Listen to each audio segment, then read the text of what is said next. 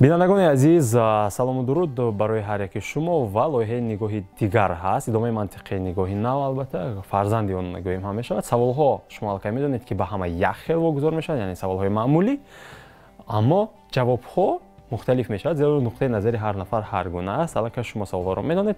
Ман ба ҷои шумо ва худам саволҳоро ба меҳмон вогузор мекунам ва ҷавоби меҳмонро мо алон мепурсем. Ва меҳмони мо ҳастанд Мубориз Усмонов. Ако, ассалому алайкум. Ассалому алайкум. Ҳоҷати муаррифӣ нест ва ташаккур ки моро пазируфтед дар студия. Хуш, сипос бепоям.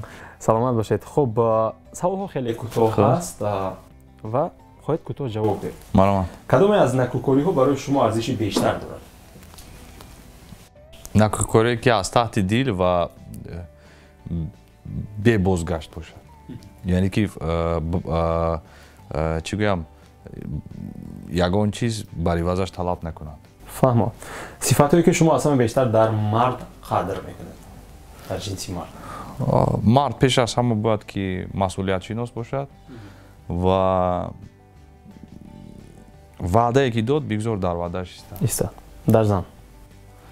Дар зан ин вафодорӣ ва мафаре бошад ки мард зудтар ба хона баргардад, яъне ки гармии махсуси худро дорад. Фаҳмо. Машғулияти дӯстдоштаи шумо? Машғулияти дӯстдоштаи ман дил хо кор аст ки масалан равандаш барои ман маъқул бошад. Масалан раванди кор кардан фарқ надорад чӣ. Ман мехоҳам ки бисёртар банд бошам. Ман бо ин ки ягон машғулияти муайян надорам. Яъне бекор намонед? Бекор намонам. Фаҳмо.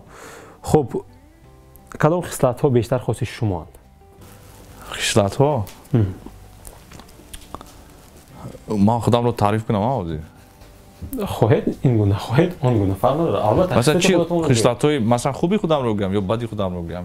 Чӣ гуна аст? Бояд набошад се то хубашро мегӯям, як то бадашро. Аммо хислати бад инҷо хислати хуби ман фикр мекунам ки яке аз хислатҳои ман меҳнатдӯстӣ аст. барои чӣ меҳнатдӯстӣ? Барои ин ки истеъдод бисёр чизи хуб аст, аммо ман фикр мекунам ки 90% дигар ин меҳнат кардан аст, барои ин ки истеъдод худаш наметавонад рушд кунад. Боз як чиз дигар ин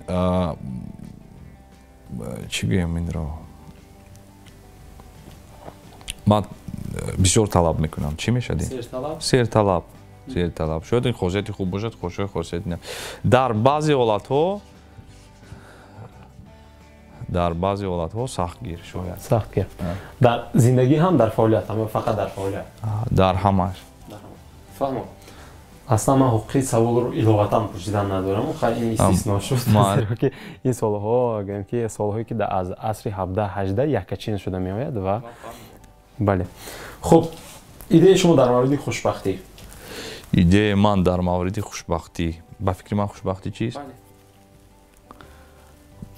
Хушбахтӣ ин вақте ки ту саҳар бедор мешавӣ ва шод ҳастӣ ки худ ёзир хо ба кор равӣ, хо ё ин ки бедор шавӣ субҳона хӯрӣ, ту хушбахт бошӣ, тамом, дигар ягон чиз нест. Яъне ки ба роҳат худро ҳис кардан.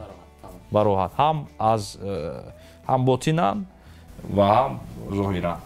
Баръакси ҳамин нигоҳи шумо, аз нигоҳи шумо бадбахтӣ чи аст?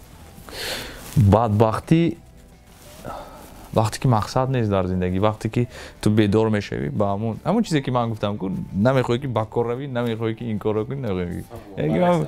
Бале самимона бо як эҳсосоти чӣ гӯям, ба қавле ки мегӯям, бояд аз он коре ки ту мекунӣ ҳаловат барӣ. Фаҳм. Ранги дӯстдошта?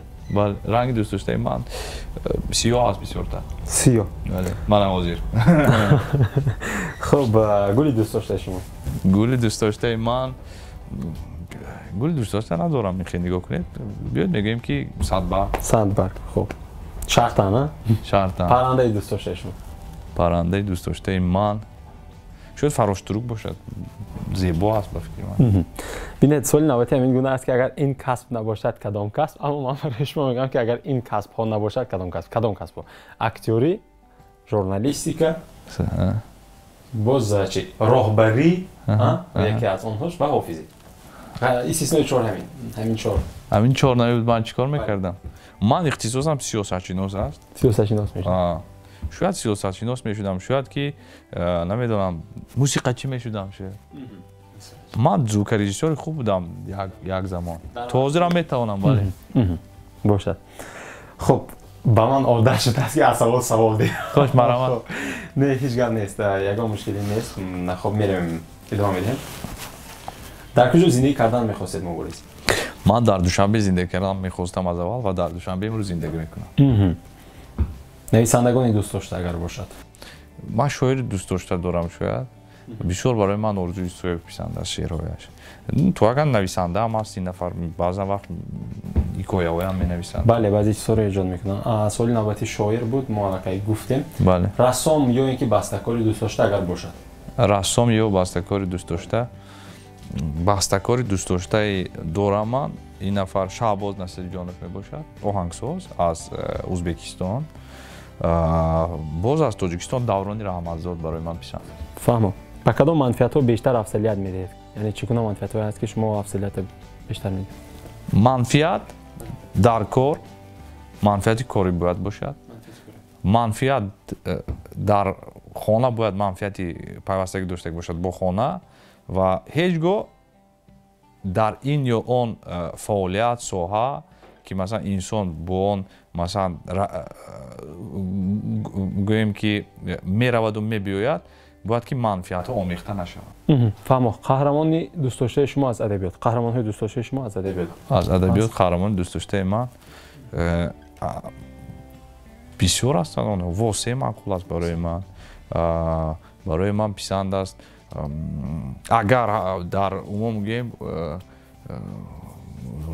از ادبیات قهرمان ها خیلی زیادن آنها از تاجیکستان میتوانید واسه اولوغزاده فهمم خب قهرمانی دوست داشته مرد در زندگی امروزه هست اگر باشد مرحبا اگر نه در عموم بسیار از همه انسان ها باید کم چیزهای خوبشون رو گرفتن لازم است خب اگر زن ها گوییم چه قهرمانی دوست داشته شما از زن ها شاید اینجا هم سوال همین طور شود که مثلا یا خصلت یا یگان نمودی رفتار یا یگان چیز رو مثلا باید که از همه آموزی نام های دوست داشته شما نام دوست داشته من غزالیه بوریس خب فهمیدن این نفرها کی غزالیه بوریس فرزندان من بله خب در چی به شما بیشتر حسی نفرت پیدا می شود در چی وقتی که انسان صمیمی نیستند وقتی که دروغگویی انسان رو هیچ گاه فهمیده نمیشه چون برای این چیز مثلا انسان رو بسیار باید خوب آموزی ولی وقتی که من میبینم که انسان ها صمیمی نیستند یا انسان ها کوشش میکنند که برای به دست آوردن یگان منفعت مثلا هست کاری که تو صمیمانه میخوای که کنی هست کاری هست که تو صمیمانه نمیکنی خودت رو مجبور میکنی مثلا یگان نفر رو دروغ تعریف میکنی یگان نفر رو کوشش میکنی که مثلا یک خاصیت گویی که آدم نداشته باشد اما در نظرت نشسته برای من نفرت میبرد بعضا وقتا چیزایی که انسان ها عموما صمیمانه رفتار نمیکنن باید صمیمی باشیم باید و آنگاه یگان چیز مانع نمیشه حکمتی پسندیده شما حکمتی پسندیده من حکمت پسنده بسیار سوال خوب من گفتم که من بسیار حکمت ها را میدونم ولی در عموم گویم حکمتی که برای من پسنده است حکمت هم نیست این یک گفته است گویی میتونه برای شما حکمت باشه بله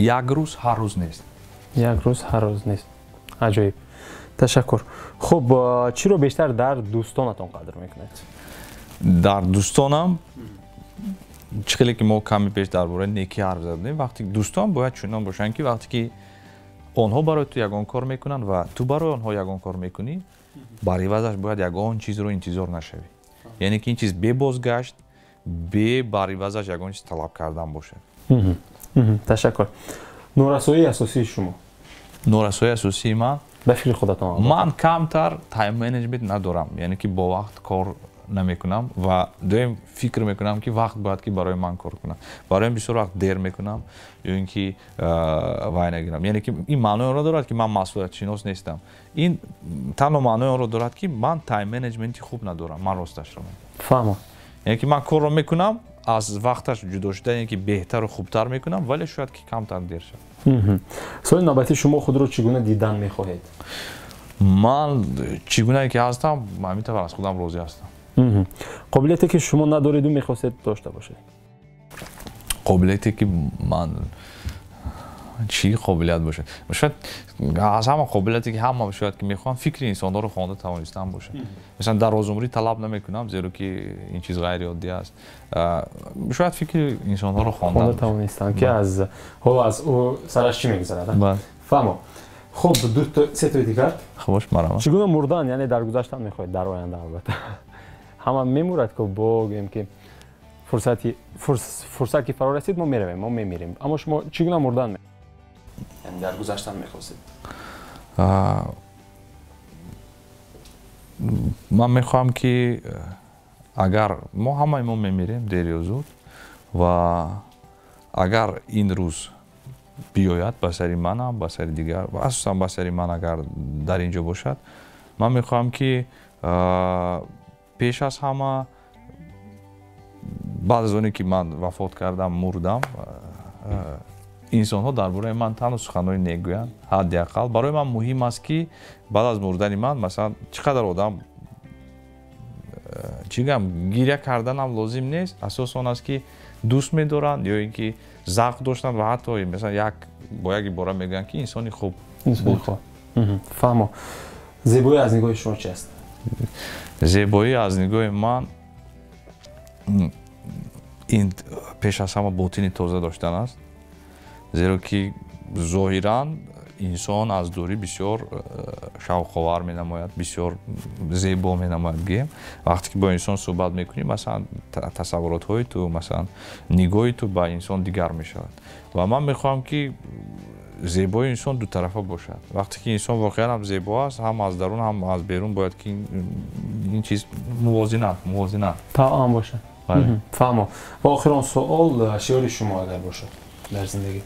шиёри ман? бале. барои ин ки ягон чиз гирӣ, бояд ягон чиз диҳӣ.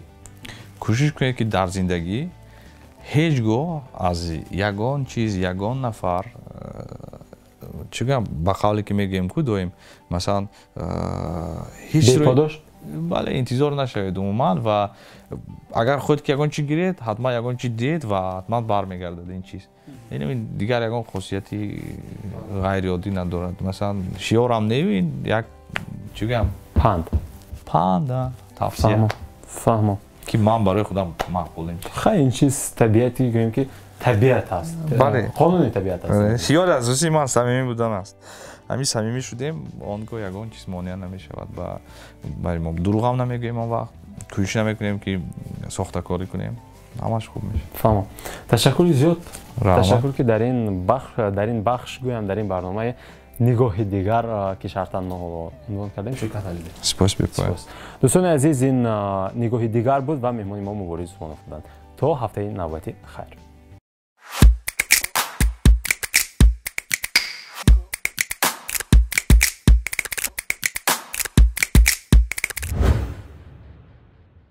аз ютуб-канали Нигоҳи нав лоиҳаи ҷадид бо номи Нигоҳи дигар пешниҳоди шумо мешавад. ба чеҳраҳои шинохтаи ҷумҳурӣ саволҳои кӯтоҳу ҳамгунаи фалсафӣ вогузор мегардад ва андешаҳои мухталифиашонро шумо шоҳид мешавед. Нигоҳи дигар, саволҳои ахила ва ҷавобҳои мухталиф.